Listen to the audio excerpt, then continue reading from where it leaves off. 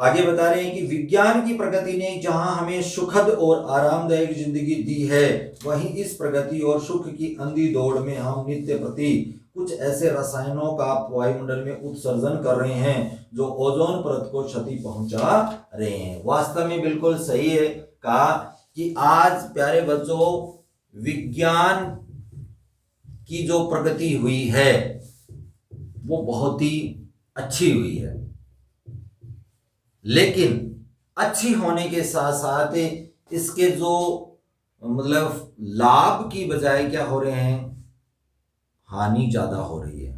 प्रत्येक व्यक्ति क्या होता जा रहा है, हानि क्या है, आलसी होता जा रहा है। हर चीज वो सुविधा लेने की कोशिश में लगा रहता है। पैदल नहीं चल सकता, बाहर नहीं बैठ सकता, बिना पंखे के, बिना कूलर के, बिना एसी के नहीं रह सकता। तो उसके अंदर जो एक मनुष्य को एक शक्ति मिलनी चाहिए सूर्य की जो किरणों से या जो बाहर के वातावरण से, वो उसके अंदर नहीं है। इस वजह से वो आज धीरे धीरे धीरे धीरे क्या होता जा रहा है, रोगी बनता जा रहा है। और रोगी होने के कारण उसको चाहे वो कुछ भी खाए, कुछ भी पहने, वो उसके मतलब है ना काम ही नहीं करता एक तरह से। आज है ना फल फ्रूट है या जो भी हमारी सब्जियां हैं वो हम रात को ला करके रखते हैं, सुबह ही है ना वो खराब हो जाती हैं। किस वजह से, रसायनों की वजह से। तो विज्ञान ने रसायन केमिकल इतने मतलब बना दिए हैं कि आज हम मतलब फसल बोते हैं तो उससे पहले उसमें बीज में अनार केमिकल डालते हैं कि इसमें कीट नहीं लगे।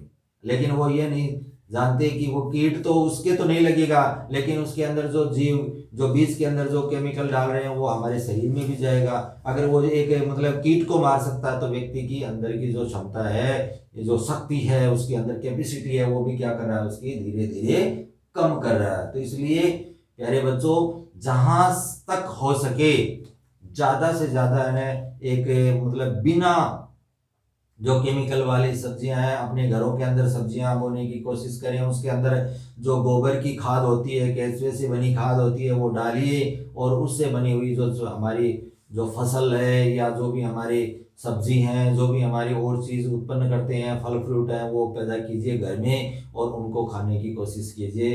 बाजार वाली चीजों से बचने का प्रयास करें और उनसे जहां तक हो सके बचने की कोशिश करें। तो आगे बता रहे हैं कि इन रसायनों को CFC अर्थात क्लोरोफ्लोरोकार्बन कहते हैं।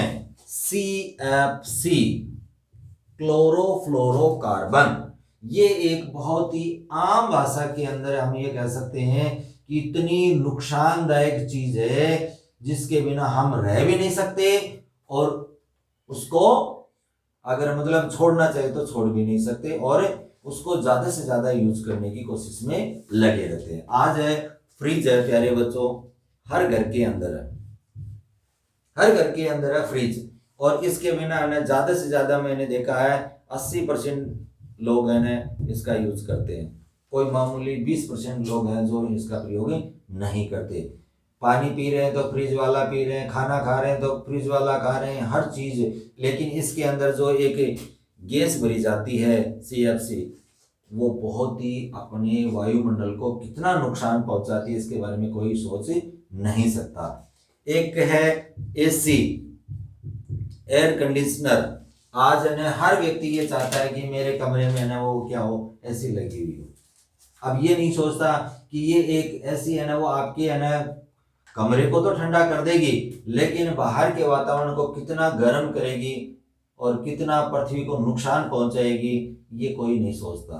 तो ये प्यारे बच्चों CFC जो गैस है वो बहुत ही ज्यादा हमारे वायुमंडल को नुकसान पहुंचाने वाली गैस है।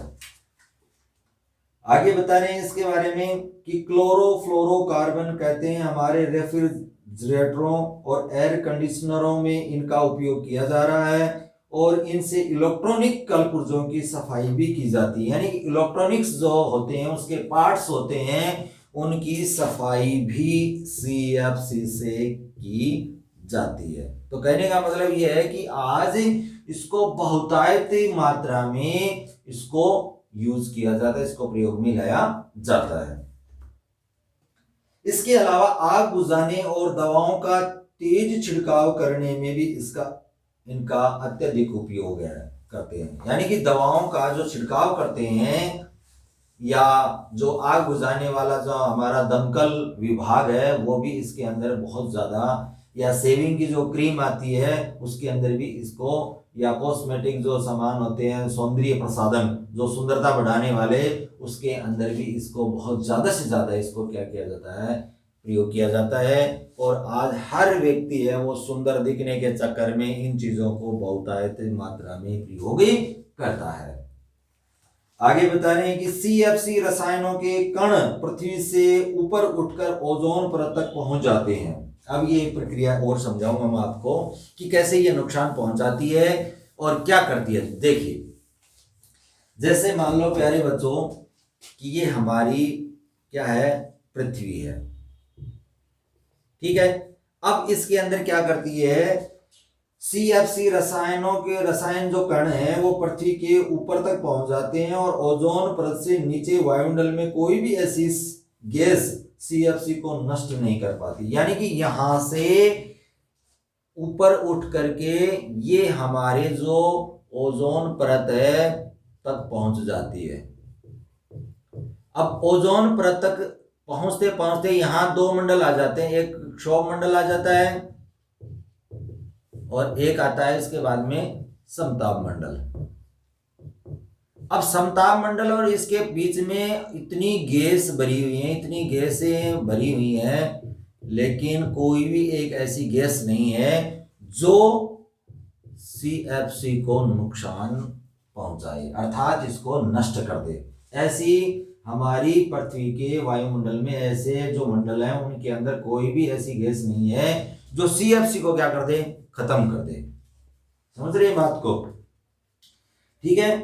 अब ओजोन परत से नीचे वायुमंडल में कोई भी ऐसी गैस CFC को नष्ट नहीं कर पाती। ओजोन की परत के नीचे पहुंचने पर ये रासायनिक क्या होते हैं, रसायन शक्तिशाली पराबैंगनी किरणों से टूट जाते हैं। अब यहां पर क्या मिलता है, इनको पराबैंगनी किरणें मिलती हैं, ठीक है। पराबैंगनी किरणें जैसे ही मिली CFC से, आपस में पराबैंगनी किरणें ये टूट जाती हैं, ठीक है। अब इनके टूटने पर क्लोरीन के जो परमाणु हैं वो अलग होकर ओजोन परत को तोड़ने लग जाते हैं। जैसे ही पराबैंगनी किरणें इससे टकराई, इससे क्या हुआ, क्लोरीन बाहर निकला। और ये क्लोरीन क्या कर रहा है, ये ओजोन जो 3 यानी कि ओजोन के 3 परमाणु होते हैं उनको क्या कर देता है, तोड़ देता है। इनको आपस में क्या कर देता है, नुकसान पहुंच जाता है। समझ रहे हैं प्रक्रिया को। यहां से पराबैंगनी किरणें CFC से टकराई, इनका अंदर इनसे क्या हुआ, क्लोरीन अलग निकला और क्लोरीन क्या किया, ओजोन जो 3 जो परमाणु थे उनको क्या किया, इसने नुकसान पहुंचाना शुरू कर दिया। ये प्रक्रिया होती है। इनके टूटने पर क्लोरीन के परमाणु अलग होकर ओजोन परत को तोड़ने लगते हैं और क्लोरीन का एक परमाणु ओजोन के 1 लाख परमाणुओं को तोड़ सकता है। यानी कि क्लोरीन का तो 1 परमाणु और यहां इसका 1 लाख परमाणु, ये इतना नुकसान पहुंचाते हैं। CFC का क्लोरीन जो है वो इसके ओजोन गैस के 1 लाख परमाणुओं को क्या कर देता है, नष्ट कर देता है। इतना इसमें क्या होता है, मतलब शक्ति होती है कि उसका 1 परमाणु और ओजोन गैस का 1 लाख परमाणुओं को वो क्या करते हैं, नष्ट करते हैं। तो 1 परमाणु ओजोन के 1 लाख परमाणु को तोड़ सकता है। वैज्ञानिकों का अनुमान है प्रति वर्ष 10 लाख टन से अधिक CFC वायुमंडल में पहुंच जाती है। 10 लाख टन, 10 लाख टन है ये CFC की मात्रा वायुमंडल में क्या हो जाती है, पहुंच जाती है। अब ये सोचो, इसका 1 परमाणु ओजोन के 1 लाख को क्या कर रहा है, 1 लाख को नुकसान पहुंचा रहा है। तो 1 परमाणु 1 लाख परमाणुओं को क्या कर रहा है, नुकसान पहुंचा रहा है। तो 10 लाख टन है वो कितने परमाणुओं को नुकसान पहुंचा रहा है, इसका अंदाजा आप नहीं लगा सकते। तो प्यारे बच्चों, ये एक बहुत ही चिंता का विषय है। हमारी धरती के ध्रुवों के ठीक ऊपर ओजोन में काफी कमी आ चुकी है और ओजोन परत में छेद कर रही है। यानी कि ये जो CFC है वो क्या कर रही है, ओजोन के जो परमाणु है उनको नष्ट कर रही है और इसका होल है वो दिन प्रतिदिन क्या कर रही है, बढ़ाती जा रही है।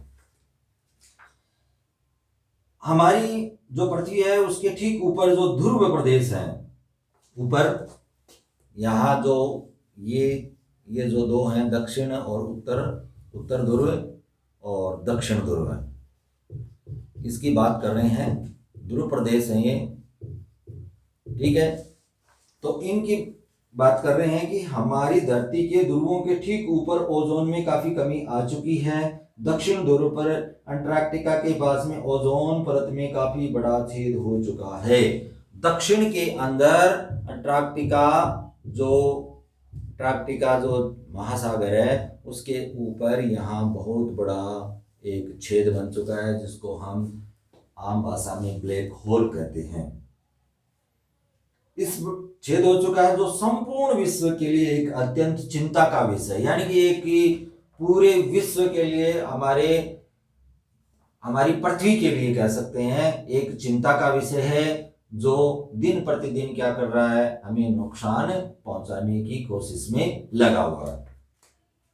CFC दीर्घकाल यानी कि बहुत ही लंबा समय, 150 वर्षों का समय तक वायुमंडल में बनी रहती है, यानी कि एक बार अगर उत्पन्न हो गई तो 150 वर्ष तक इसको नष्ट नहीं किया जा सकता। तो इसको हम ये कह सकते हैं दीर्घकाल तक, ठीक है। अब इसके बारे में, इसकी खोज है 1930 में की गई थी, इसकी खोज 1930 में की गई थी और फिर 1974 में अमेरिकी वैज्ञानिकों ने इससे ओजोन परत नष्ट होने की बात पता लगाई। यानी कि इसको तो बनाया 1930 में और 1974 में उन्होंने ये बता दिया कि जो CFC गैस है वो क्या कर रही है, ओजोन परत को क्या कर रही है, नुकसान पहुंचा रही है। सन 1937 ईस्वी में अमेरिका ने अंटार्कटिका में ओजोन परत को नुकसान का पता लगाने के लिए एक जासूसी विमान भेजा और इस अध्ययन से पता चला कि ओजोन परत पर छेद काफी तेजी से बढ़ा है। यानी कि 1937 में उन्होंने एक जासूस विमान भेजा और उससे पता लगाया कि यहाँ 1974 में उनको पता लग गया कि ये ब्लैक होल है वो दिन प्रतिदिन क्या होता जा रहा है, बड़ा होता जा रहा है। संयुक्त राज्य अमेरिका में 4 गुना बड़ा हो गया। संयुक्त राज्य अमेरिका जो है उससे भी 4 गुना बड़ा ये ब्लैक होल हो चुका है। इस संबंध में विश्व भर के विकसित देशों के वैज्ञानिकों के सम्मेलन हो चुके हैं। इस संकट से छुटकारा पाने के लिए CFC का उत्पादन रोकने और इसका नया हानि रहित विकल्प ढूंढने का निश्चय किया गया है। यानी कि विश्व के जो बड़े बड़े जो विकसित देश हैं उन्होंने क्या किए, सम्मेलन किए और सम्मेलन करने के बाद में उन्होंने कहा कि हमें क्या करना चाहिए, CFC का कोई तोड़ ढूंढना चाहिए कि CFC की जगह क्या ऐसा कोई और पदार्थ यूज किया जाए जो CFC की तरह काम करे लेकिन इतना नुकसानदायक नहीं होना चाहिए। यानी कि हमें उसकी जगह क्या करना है, दूसरा विकल्प ढूंढना है। समझ रहे बात को? यानी कि हम जैसे मान लो ना हमारे पास में रोटी नहीं है तो हम क्या करते हैं, प्याज अपनी भूख बुझाने के लिए या भूख को शांत करने के लिए हम अन्य चीज खा करके क्या करते हैं, जैसे मान लो बिस्किट खा लिए या और कोई चीज खा ली और हमारी भूख है वो शांत हो गई। तो वैसे ही हमें CFC की जगह क्या करना है, कम से कम तो इसका प्रयोग करना है और साथ में इसका एक नया विकल्प ढूंढना है कि एक नई चीज ढूंढी जाए जो CFC की तरह काम तो करे लेकिन पृथ्वी को नुकसान नहीं पहुंचाए।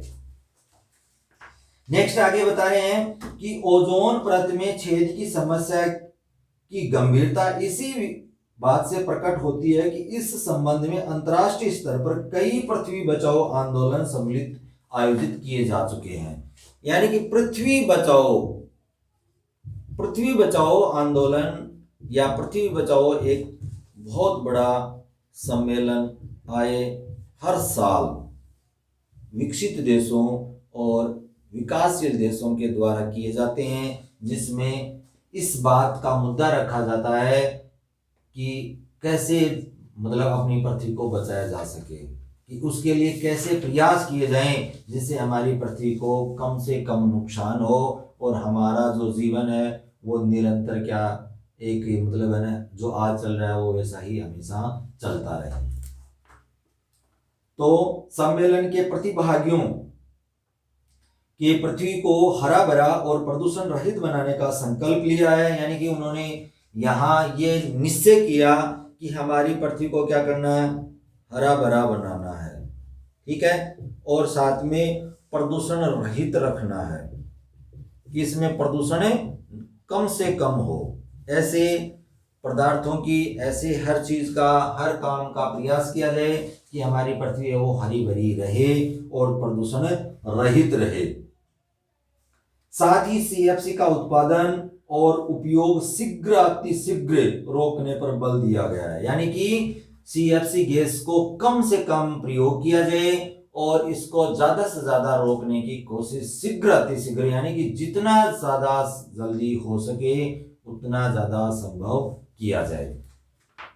विकसित देशों ने अपना समर्थन देने के साथ साथ में धनराशि जुटाने में भी बढ़ चढ़ करके उत्साह दिखाया है, क्योंकि प्यारे बच्चों आपको पता है कि इतना बड़ा ये प्रोग्राम है, इतने बड़े कार्यक्रम है, तो हर देश है वो अपनी तरफ से क्या कर रहा है, धनराशि भी दे रहा है, बढ़ चढ़ करके दे रहे हैं, यानी कि वो उससे ज्यादा दे रहा है, वो उससे ज्यादा दे रहा है, वो उससे ज्यादा दे रहा है, और कैसे भी करके ये प्रयास कर रहे हैं कि हमारी पृथ्वी को बचाया जाए, यहाँ के जीवन को सुरक्षित रखा जाए और इससे आने वाली जो पीढ़ी है उनको भी एक नई है ना वो सुरक्षित और पृथ्वी दी जाए।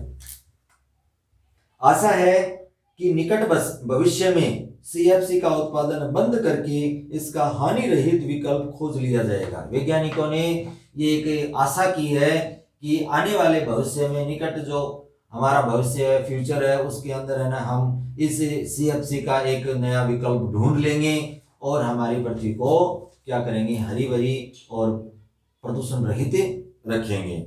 वैज्ञानिकों के सामने ये सबसे बड़ी चुनौती है, एक चैलेंज है, क्योंकि ओजोन परत की क्षति का मुद्दा सीधे तौर पर पृथ्वी पर जीवधारियों के अस्तित्व से जुड़ा हुआ है, यानी कि सीएफसी या पृथ्वी का बचाना, सीएफसी को रोकना और पृथ्वी का बचाने का मतलब है कि यहां पर रहने वाले प्रत्येक जीवधारी को बचाना। प्यारे बच्चों, पृथ्वी को बचाने का मतलब है पृथ्वी यानी इस हमें पहाड़ को, नदियों को, जल को, इनको नहीं बचाना, यहाँ पर रहने वाले प्रत्येक जीवधारी को बचाना है। इसलिए मैं भी आपसे रिक्वेस्ट करना चाहूंगा कि हर बच्चा है वो अपने जन्मदिन पर या कोई अन्य प्रोग्राम हो तो उस उपलक्ष्य पर क्या करें, एक पेड़ है वो कहीं भी आप अपने खेत में, खलिहान में, मंदिर में, मस्जिद में, या फिर आपकी ना गांव की सरकारी स्कूल है या आपकी अपनी स्कूल है या आपकी अपने गांव में कहीं भी कोई रोड के किनारे, सड़क के किनारे या हॉस्पिटल में, कहीं भी आप एक पेड़ लगा करके और अपना पृथ्वी के प्रति योगदान है वो करें और पृथ्वी को बचाने का भरपूर प्रयास करें। और कोई भी चीज़ है इस पार्ट में आपको समझ में नहीं आती है तो बेझिझक वो मेरे से संपर्क करें। जय हिंद, जय भारत।